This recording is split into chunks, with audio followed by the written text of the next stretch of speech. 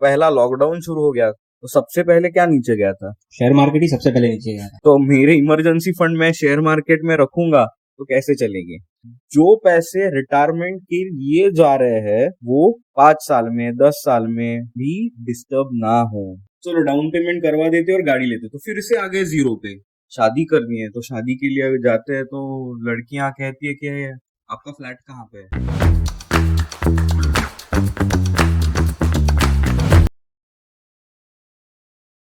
India में बहुत सारे लोगों की सैलरी 30,000 से लेके 40,000 के बीच में होती है, पर कितने सारे लोगों को पता ही नहीं होता है कि ये सैलरी उनको कैसे मैनेज करनी है। तो ये सैलरी आप कैसे मैनेज कर सकते हो, कैसे आप इन्वेस्ट कर सकते हो, कैसे ये सैलरी को आपके रिटायरमेंट की प्लानिंग में आप यूज कर सकते हो, तो उसके बारे में आज का पॉडकास्ट होने वाला है। आज हमारे साथ समीर दिघे सर होने वाले हैं। वो एक वेल नोन फाइनेंशियल प्लानर है। तो let's start the new fresh episode of Robotalks. Sameer sir, welcome to Robotalks. Yes, आपका वेलकम है। फाइनेंशियल प्लानिंग, आज के टाइम पे बहुत सारे लोगों को फाइनेंशियल प्लानिंग पता नहीं है कैसे की जाती है और उसका एग्जैक्ट वे क्या होता है। आज अगर एक औसतन हम देखने जाएंगे, एक 30 to 40,000 का जो मिड रेंज है, उसमें अगर हम फाइनेंशियल प्लानिंग कैसे करें, उसका बजट प्लानिंग और saving planning monthly. Hello Rohit. So अगर 30 से 40 हजार की मंथली इनकम है तो हमें फाइनेंशियल प्लानिंग के तरफ देखते समय कुछ चीजें ध्यान में रखनी होगी कि एक तो मेरा लाइफस्टाइल कैसा रहेगा, तो और मुझे जिंदगी में क्या क्या अचीव करना है, तो वो सारे मेरे ख्वाब और मेरे जिंदगी के बारे में मुझे अच्छे से सोचना पड़ेगा और उस हिसाब से मुझे मेरी लाइफस्टाइल कैसी हो उसका एक निर्णय लेना होगा।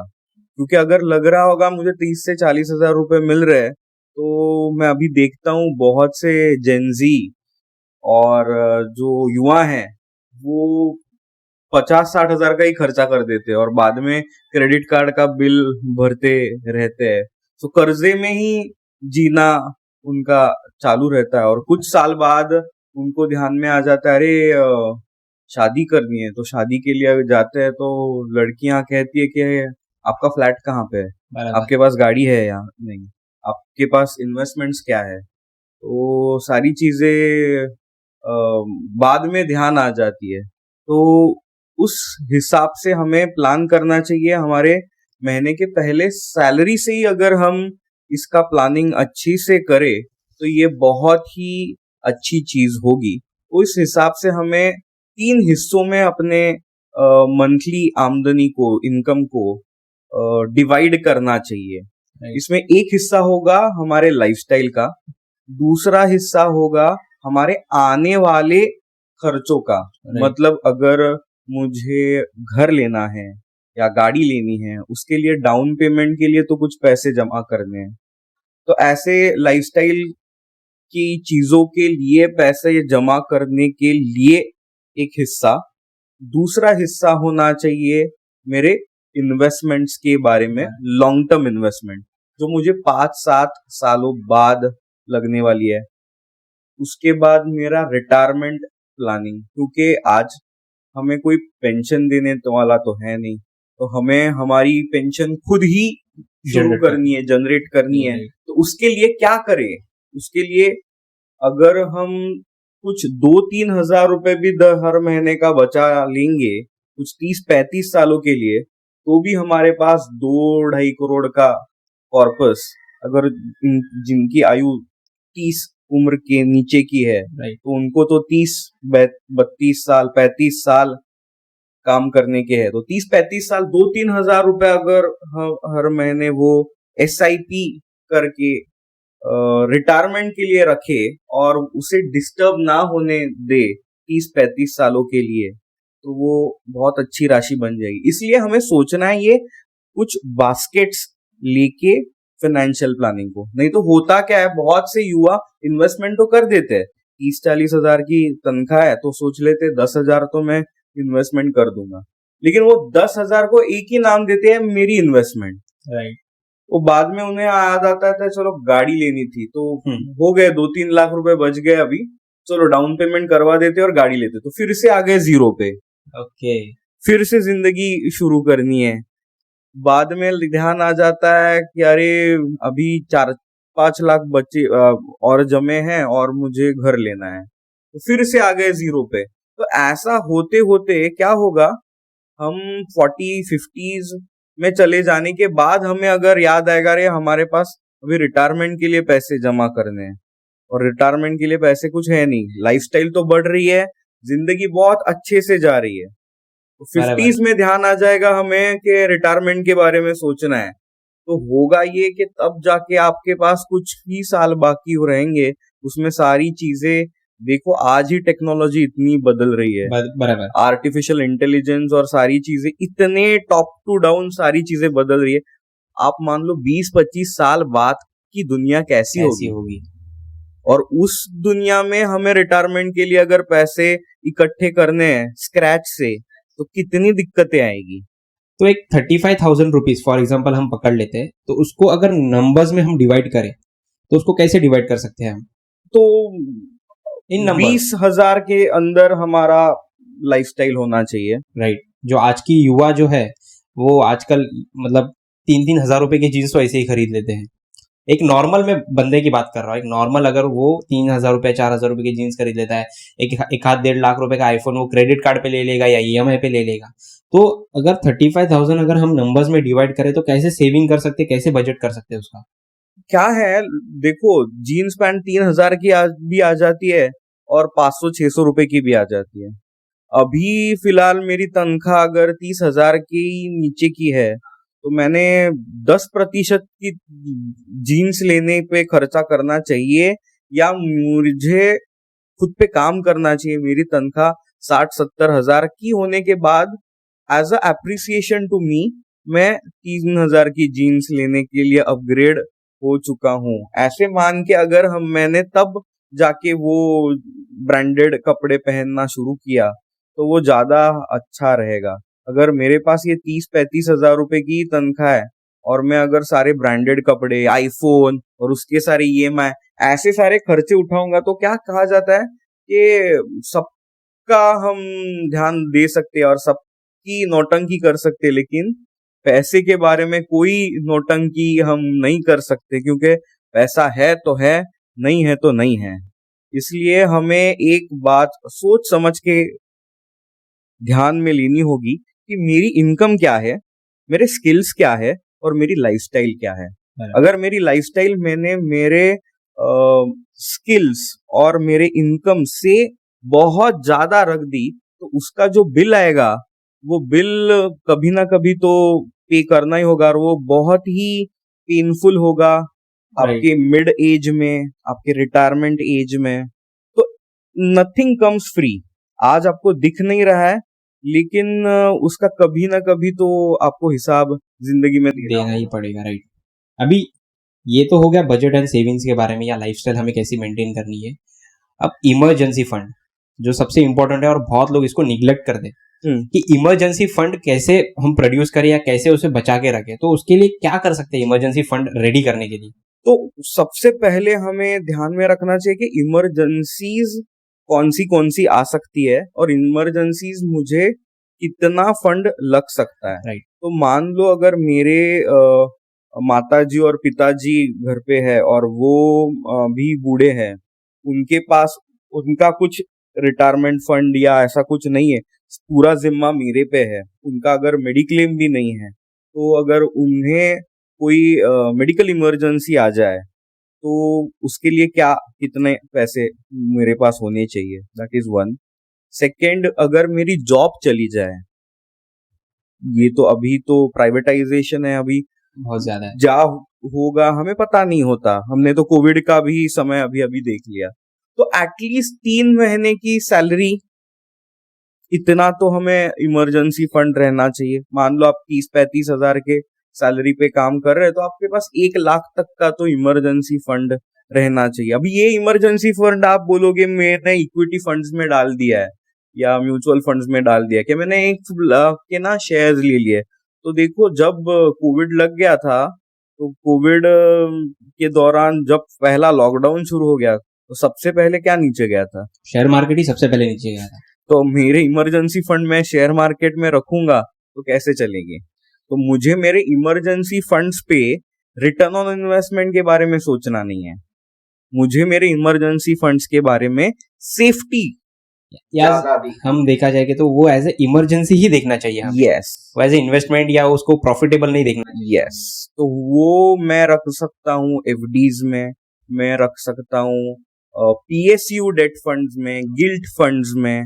ये कुछ म्यूचुअल फंड्स के प्रकार होते हैं, इस डेट कैटेगरी में हम रख सकते हैं, जिसमें लिक्विड फंड्स होते हैं, जिसमें लॉक इन पीरियड बहुत ही कम रहता है, 6-7 दिन या उससे भी कम का। ओवरनाइट फंड्स रहते हैं, तो ऐसे सारी चीजों में हम रख सकते हैं। और इसके लिए भी हम एसआईपी कर सकते हैं। अच्छा, मान लो एक 5,000 की एसआईपी मैंने कर दी टू एक्यूमुलेट इमरजेंसी फंड, तो मेरे एक साल भर में 60,000 रुपए इकट्ठे हो जाएंगे, और 1.5 साल में ही मेरा इमरजेंसी फंड 1 लाख का तो रेडी हो जाएगा। रेडी हो जाएगा।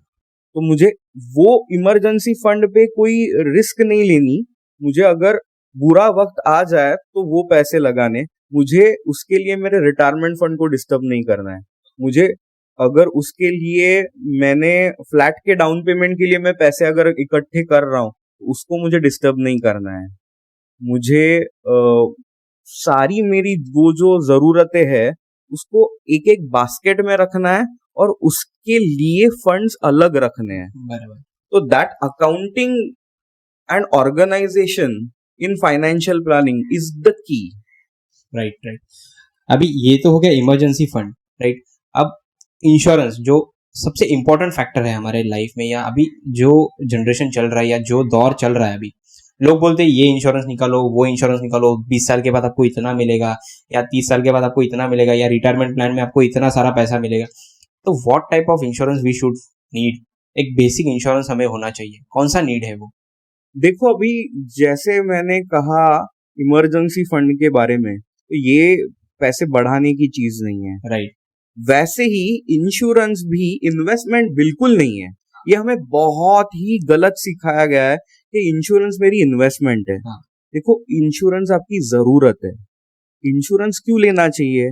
अगर 35-40 हजार कमाने वाला अगर कोई बंदा है, उसके पास डिपेंडेंट वाइफ है, 1-2 बच्चे हैं, तो अगर उसका कुछ बुरा हो जाए, वही जिंदगी में ना रहे, तो इन सब का देखभाल और उन सब का पूरा लाइफ आगे का, जो अगर ये बंदा जीता 60-65 सालों तक, तो इतने सालों में वो उनको एक अच्छी जिंदगी देने वाला था। तो वो जिंदगी उन्हें मिलनी चाहिए, इसके लिए मुझे कुछ प्लानिंग करना है, and that's the life insurance concept.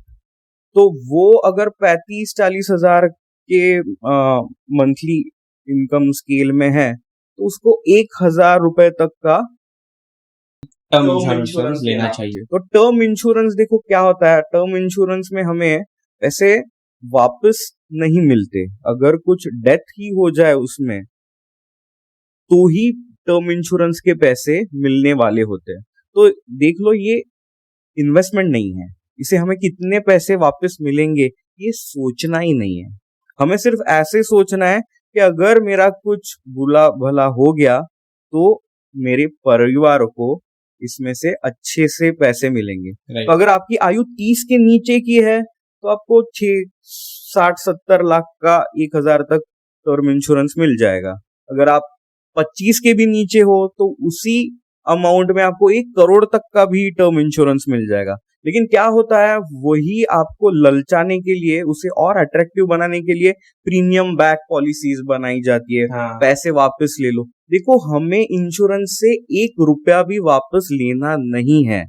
ये अगर हम क्लियरली समझ के ले, तो उसको हम कम से कम कीमत में रख पाएंगे, और आगे की जो अमाउंट है उसे हम इन्वेस्ट कर पाएंगे। मुझे सारी चीजें वापस लेनी है, हाँ। ये राक्षसी सोच है। ऐसी सोच नहीं करनी चाहिए। आपके फाइनेंशियल प्लानिंग के लिए ये अच्छा नहीं होगा। ऐसे समझ के मुझे इंश्योरेंस लेना है कि मान लो मेरे जैसे 50,000 लोग ऐसे ये 1-1 हजार भर रहे, मान लो इसमें से किसी को तो ऐसी नौबत आ गई, तो हमारे सारे पैसे, सारे लोगों ने जो ये कंट्रीब्यूशन दिया है, उस बंदे को ये काम आ जाएगा और उसकी फैमिली अच्छे से चल जाएगी। इसके लिए मैंने ये कंट्रीब्यूशन दे रहा हूँ। और ये मैं टर्म इंश्योरेंस क्यों ले रहा हूँ? क्योंकि मुझे ब्लड प्रेशर और टेंशन भरी जिंदगी आने वाले 30-35 साल में ना आए, कि अगर मेरा कुछ हादसा हो गया ट्रेन में या कहीं पे भी, कुछ क्या पता क्या हो सकता है आज की जिंदगी में, एक्सीडेंट हो गया, तो मैंने जो जिम्मेदारियां उठाई हैं उन पे कुछ बुरी नौबत ना आए, इसके लिए मैंने ये एक प्रोटेक्शन रख दिया है। और अब लोग बोलते हैं कि ये टाइप का इंश्योरेंस निकालो, मार्केट में बहुत इंश्योरेंस है, तो आपको क्या लगता है टर्म इंश्योरेंस ही बेस्ट है और वहां तक ही हमें स्टॉप होना है, कि अगर अदर इंश्योरेंस भी हमें निकालने चाहिए जो इन्वेस्टमेंट प्लान में आते हैं? फॉर लाइफ इंश्योरेंस पर्पस देखो क्या है, दो चीजों को मिक्स नहीं करना चाहिए। कहा जाता है कि एक पत्थर में दो पंछी मारे तो हम बहुत ब्रिलियंट लग जाते, लेकिन ये सोच अगर हम फाइनेंशियल प्लानिंग में लाएंगे तो हम ही सबसे बड़े मूर्ख कहलाएंगे। अगर फाइनेंशियल प्लानिंग की बात है तो एक पत्थर एक पंछी। अगर मुझे इन्वेस्टमेंट करनी है तो मुझे उसमें अगर फ्री इंश्योरेंस मिल रहा है तो मैंने सावध होना चाहिए, मैंने ना कहना चाहिए। मुझे सिर्फ इन्वेस्टमेंट तो इन्वेस्टमेंट ही करनी है, क्योंकि अगर मैं सिर्फ इन्वेस्टमेंट ही कर रहा हूं तो उस पे सेबी का नियंत्रण रहता है, security exchange board of India का। अगर उसमें इंश्योरेंस कंपोनेंट भी ऐड हो जाएगा तो उसमें सेबी का नियंत्रण नहीं रहेगा, आईआरडीए का रहेगा। और IRDA insurance regulatory development authority है, उनके नियम और अलग है, उसमें एक्सपेंस रेशियोज और ज्यादा है। तो होता है ये कि अगर आपको कहा जाए इंश्योरेंस आपको इसमें फ्री है, आप ले लो, ये तो सिर्फ इन्वेस्टमेंट है, इसमें इंश्योरेंस भी नहीं है, आपको इंश्योरेंस भी मिल रहा है यही कीमत में, ये आप ले लो। अगर ऐसा कहा जा रहा है और आप ललचा के वो ले रहे हो तो आप समझ जाना आपसे बहुत ज्यादा कमीशन काट लेना है। इसके लिए आपको ये दो चीजें वाला एक पैकेज में घुसेड़ के परोस लिया जा रहा है। तो ऐसे करना नहीं चाहिए। इन्वेस्टमेंट मैनेजमेंट बफेट डिनर नहीं है, थाली रेस्टोरेंट नहीं है। इन्वेस्टमेंट मैनेजमेंट आला कार्टा रेस्टोरेंट है, जो चाहिए वो ले लो बस। और कैसा है कि अभी ये तो हो गया एक इंश्योरेंस की पार्ट, बट एग्जैक्ट 30 से 40 के बीच में जो इन्वेस्टमेंट, वो एग्जैक्ट इन्वेस्टमेंट कहाँ करनी चाहिए हमें? देखो हर एक इंसान की जिंदगी बहुत अलग रहती है, उस पे कोई जिम्मेवारियां अलग अलग रहती है, राइट, सपने अलग होते हैं, तो हम सबको एक जैसा ट्रीट नहीं कर सकते। यही फाइनेंशियल प्लानिंग की सबसे बेसिक कंसेप्ट है। तो ये आयु में आपकी विचार क्या है, ये हमें जानना होता है एज अ फाइनेंशियल प्लानर, और वो समझ के आपके सपनों तक आपको पहुंचाना, उसके लिए कौन से व्हीकल्स है और आप कितनी उस पे रिस्क लेने की क्षमता रखते हैं, तो उसे कहा जाता है रिस्क एनालिसिस।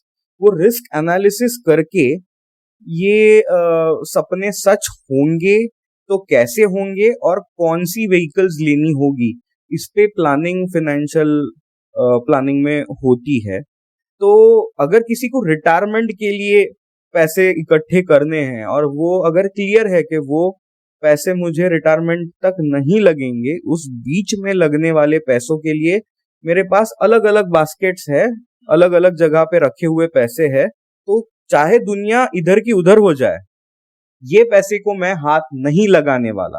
अगर ये पूरा क्लियर होगा तो उस पे हम ज्यादा रिस्क ले सकते हैं। देखो रिस्क ज्यादा तो फिर रिटर्न ऑन इन्वेस्टमेंट ज्यादा है, राइट। तो उसमें हम थोड़ा सा एग्रेसिवली जा सकते हैं, उसमें इक्विटी एक्सपोजर ज्यादा ले सकते हैं, क्योंकि हमारे पास बहुत सारा समय होगा। और उसके लिए अगर म्यूचुअल फंड्स के अच्छे अच्छे इक्विटी फंड्स होते हैं, वो फंड्स में निवेश करना। लेकिन देखो ये भी चीज है, ऐसे नहीं है कि खेती भी अगर करनी है तो ऐसे बीज मैंने डाल दिए खेतों में, बरसात आ जाएगी, पौधे आएंगे और उससे फल लगेंगे, ऐसे खेती नहीं होती। खेती करने के लिए भी मुझे वहां पे जाना होता है, तो देखना होता है कि अरे कितना पानी लगने वाला है, कितना खाद डालना है, और सारी चीजें देख के मैं मेरे फार्मिंग की, मेरी खेती की भी मैं देखभाल करता हूँ, वैसे ही मेरे इन्वेस्टमेंट की देखभाल करनी होती है। हर 4-6 महीने के बाद वो फंड्स का परफॉर्मेंस कैसा है, उसके फंड मैनेजर्स जो पहले थे वो ही आज है या नहीं है, वो बदल गए, क्योंकि कॉर्पोरेट वर्ल्ड है, राइट। जिनको ज्यादा अच्छी तनख्वाह जहां मिल जाए वो चला जाता है। तो होता क्या है, फंड मैनेजमेंट में भी ऐसे अच्छे अच्छे सैलरी पैकेज दे के बड़े स्टार परफॉर्मेंस, जैसे आईपीएल में कैसे खरीदी हो जाती है लोगों स्टार प्लेयर्स की, और रैंकिंग बढ़ाया जाता है, बाद में 1-2 सीजन बाद वो प्लेयर वो टीम में नहीं रहता। नहीं रहता। लेकिन आप क्रिकेट फॉलो करते हो तो आपको समझता है ये तो ये टीम में खेल रहा था, अभी ये टीम में खेल रहा है। वैसे ही हमें पता रहता है कि ये स्टार परफॉर्मर है फंड मैनेजर, ये अभी एचडीएफसी में था, वो अभी आईसीआईसीआई में चला गया है, या आईसीआईसीआई का ये फंड मैनेजर अभी एलआईसी के या बैंक ऑफ इंडिया के फंड में चला गया है। तो ऐसी चीजों पे भी ध्यान रखना होता है, और वो जो पोर्टफोलियो देख रहे हैं, उनकी टीम, रिसर्च एनालिस्ट की टीम है, उनका एक्सपीरियंस और जो उन्होंने स्ट्रेटेजी अपनाई है वो सब देखना होता है। लेकिन होता क्या है, लोग सिर्फ पास्ट रिटर्न देखते हैं और अपना इन्वेस्टमेंट का डिसीजन लेते हैं। देखो, पास्ट रिटर्न तो पास्ट में हो चुका है, बराबर। आगे जो आपको रिटर्न मिलने वाला है वो आने वाले इकोनॉमिक सिचुएशंस में क्या होने वाला है उसके ऊपर डिपेंड है। उसपे ऊपर डिपेंड करेगा ना। तो सिर्फ पास्ट रिटर्न देख के अपने सारे निवेश का डिसीजंस लेना, ये बहुत ही एकदम बिल्ली जैसा है कि मैंने आंख बंद कर ली और मैं अभी दूध पी रहा हूं, मुझे देखना नहीं है बस आगे का कोई। तो ऐसा ना करे, अच्छे से फाइनेंशियल प्लानिंग करे, रिस्क एनालिसिस करे, और फंड वो अच्छा है या बुरा है ऐसा नहीं होता, उस फंड की मुझे जरूरत कितनी है। तो कोई मुझे आके पूछता है, देखो देखो सर बताइए, ये मेरे 3 फंड में एसआईपी चल रही है, ये फंड अच्छे हैं या बुरे। देखो, वो फंड अच्छे हैं या बुरे हैं, इससे ये फंड मेरे लिए बने हैं या नहीं, वो इम्पोर्टेंट, वो ज्यादा देखना इंपॉर्टेंट है। क्योंकि हम नहीं कह सकते क्रोसिन की दवा अच्छी है या बुरी। अरे, किसी को सरदर्द हो रहा है या जुकाम है, तो उसने अगर पैरासिटामोल फॉर्मूला की क्रोसिन ले ली तो उसके अच्छा लग सकता है उसे।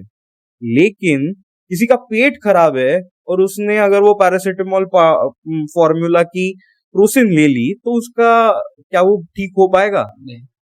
तो उसके वजह से क्या क्रोसिन बुरी दवाई हो सकेगी? तो गलत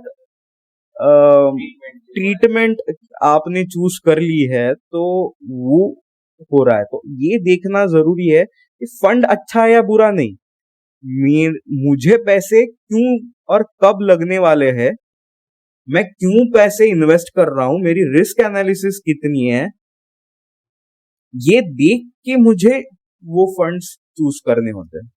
अगर कोई बंदा फॉर एग्जांपल उद्यत में या कर्जे में है, तो कर्जा वो कैसे मैनेज कर सकता है? कर्जे के लिए हमें एक चीज देखनी बहुत इंपॉर्टेंट होती है कि कर्जा कौन सा कर्जा है। अगर वो होम लोन हो, वो कार लोन हो, वो सिंगल डिजिट का इंटरेस्ट पेमेंट रहेगा 8%, 9% का, तो दैट इज अ हेल्दियर क्या कह सकते हैं कर्जा। उसका ज्यादा टेंशन नहीं लेना चाहिए। टेंशन किसका लेना चाहिए? क्रेडिट कार्ड का कर्जा, पर्सनल लोन का कर्जा। उसपे इंटरेस्ट जो रहता है वो कंपाउंडेड रहता है, और वो भी बहुत ज्यादा 20-20, 22-22% से भी ज्यादा का कर्जा रहता है। तो पहले होता था ना, साहूकारों के पास हमारा सब गहने और हमारी जायदाद, जमीन गिरवी है और लोग कर्जे में जी रहे हैं, तो कैसे कर्जे में रहना नहीं चाहिए, इसलिए बेटा शिक्षा ले लो।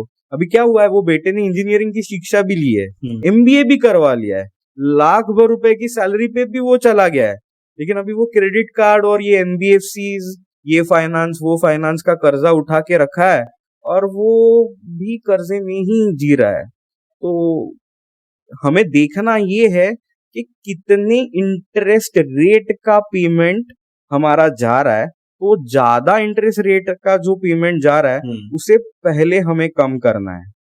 लोगों का उल्टी सोच होती है, वो हाउसिंग लोन जल्दी जल्दी भरवा के मुक्त हो जाते हैं, कार लोन जल्दी जल्दी रीपेमेंट कर देती है। लेकिन सोच ऐसी रखनी चाहिए कि ये जो इंटरेस्ट है ये 8, 9, 10% के नीचे का है, डबल डिजिट में भी अगर नहीं है, और मेरे लॉन्ग टर्म इन्वेस्टमेंट 14-15% से भी परफॉर्म हो रहे हैं, तो देखो 4-5% से मेरा फायदा ही हो रहा है। तो मैं मेरे इन्वेस्टमेंट बेच देता हूं और क्या करता हूं, घर ले लेता हूं। नहीं, घर नहीं, मेरा जो घर के लिए मैंने जो कर्जा लिया था, मैं सोच लेता हूं मैं अभी रीपेमेंट कर दूंगा, मुझे अभी ईएमआई नहीं भरना पड़ेगा, मैं एसआईपी बढ़ाऊंगा। लेकिन this is loss of opportunity. आपके पास आज जो 8-10 लाख रुपए पोर्टफोलियो रेडी होगा, वो 14%, 15% से बढ़ रहा है। मान लो आप फिर से एसआईपी भी करोगे, ये 8-10 लाख जमने में और 3-4 साल जाएंगे, तो 3-4 साल में तो ये 10 लाख का पोर्टफोलियो आपका होने वाला था ऑलमोस्ट 18-20 लाख का, और 8 सालों में वही होने वाला था 40 लाख का। तो वो आपने छोड़ दिया, और आपने वो 8 लाख का कर्जा है मुझे होम लोन का 8% का, वो जल्दी जल्दी खत्म करना है। तो ये सोच इतनी अच्छी नहीं है। ये अच्छी या बुरी भी कहने से अच्छा है कि ये फाइनेंशियल प्लानर के साथ डिस्कस करके लेने के डिसीजंस है, राइट।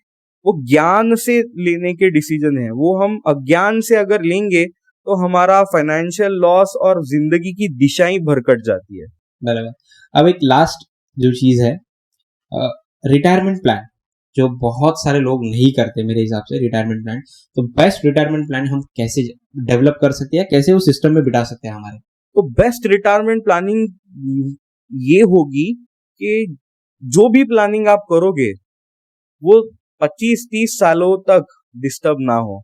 अगर हमने एक छोटा सा पौधा भी लगाया तो उसके बाजू में हम क्या कहते हैं, एक छोटा सा कंपाउंड बनाते हैं, क्योंकि किसी जानवर ने या अगर कोई बरसात आ गए, कुछ भी आ जाए, तो वो पौधे को दिक्कतें ना आए, तो हम प्रोटेक्शन कवर जैसे लगा देते हैं ना, वैसे हमारे रिटायरमेंट प्लानिंग को भी हमें प्रोटेक्शन कवर लगाना है। क्योंकि रिटायरमेंट के लिए मैं जो पैसे इकट्ठे कर रहा हूं, चाहे वो महीने के 2,000 हो, लेकिन जो पैसे रिटायरमेंट के लिए जा रहे हैं वो 5 साल में, 10 साल में, 15 साल में भी डिस्टर्ब ना हो। मुझे कोई भी दिक्कतें आ जाए तो मेरे पास लड़ने के लिए, वो दिक्कतें संभालने के लिए अलग फंड्स हो। ये सोच विचार से अगर रिटायरमेंट प्लानिंग करोगे तो आपकी रिटायरमेंट प्लानिंग अच्छी होगी। नहीं तो वो अगर रिटायरमेंट के पैसे डिस्टर्ब होते चले जाएंगे तो उसका जो कंपाउंडिंग बेनिफिट है, आपने सुना होगा कंपाउंडिंग इंटरेस्ट। सो जो कंपाउंडिंग इंटरेस्ट से आपके पास जितने साल है, वो साल से बहुत बड़ा मैजिक होने वाला है, और उससे आपकी पैसे की राशि बहुत ज्यादा बढ़ने वाली है। लेकिन अगर उसमें आपको 2 लाख बीच में लगे, उससे निकाल लिए, बीच में 50,000 लगे, निकाल लिए, ऐसे अगर हम जीते रहेंगे तो आपको रिटायरमेंट के लिए अच्छा सा कॉर्पस कभी इकट्ठा ही नहीं होगा, और आप कभी रिटायर हो ही नहीं पाओगे। आप मरते दम तक काम करते रहोगे। तो इसके लिए जो भी प्लानिंग करोगे, उसके लिए पहली चीज प्रोटेक्शन, और दूसरी चीज अगर उसमें 15-20 साल से भी ज्यादा है तो आप मैक्सिमम रिस्क ले सकते हो। तो आपको ऐसे फंड्स लेने हैं जो आपको, देखो, जीडीपी का रेशियो, अगर जीडीपी का परसेंटेज 7-8% से अगर हमारा देश बढ़ रहा है और इन्फ्लेशन भी 6-7% है, तो जीडीपी प्लस इन्फ्लेशन रेट जितना आ रहा है उतना रिटर्न तो हमें सालाना उस पे मिलते जाए, तो आपके पास रिटर्न ऑन इन्वेस्टमेंट के लिए बहुत अच्छा ये फॉर्मूला रहेगा। और एक 14-15% से अगर आपका रिटायरमेंट कॉर्पस जमते गया, तो मान लो आपके पास, अगर आपने एक 30 साल के लिए 1,000 रुपए भी निकाले ओके। और अगर आपको 14-15% का कंपाउंडिंग बेनिफिट मिल जाए तो आपको 70 से 80 लाख रुपए आपके पास रिटायरमेंट के लिए इकट्ठे हो सकते हैं। अभी 70 से 80 लाख बहुत ज्यादा रकम नहीं है, बराबर, लेकिन कुछ तो है। हाँ कुछ तो है, वो इम्पोर्टेंट। और जैसे जैसी आपकी इनकम बढ़ जाएगी, आप 35-40 हजार पे आज हो, जब आप 70-80 हजार के लिए आ जाओगे, आप 5,000 8,000 रुपए हर महीने के लिए निकाल पाओगे रिटायरमेंट के लिए।